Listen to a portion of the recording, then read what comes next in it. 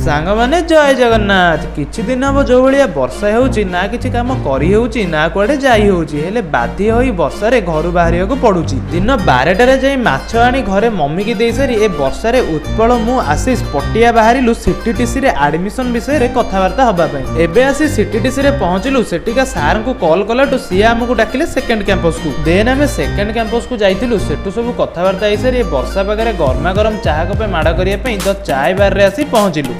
आज आम चुईना भाई जन्मदिन अच्छी संध्या बेले मु पहाड़ बाहर की आसिली। आ गेडू भाई आमर बहुत खुशी अच्छा कहीं लो बजेट मिनी कुपर आसी बोली। एबे आसी आम बर्थडे भाई पहुंची गले। जन्मदिन रे पूरा खुशी थिले। तापर केक कटिंग करी बर्थडे को सेलिब्रेट कले। आम छुआ पूरा स्नो स्प्रे मारी गाधेई देले।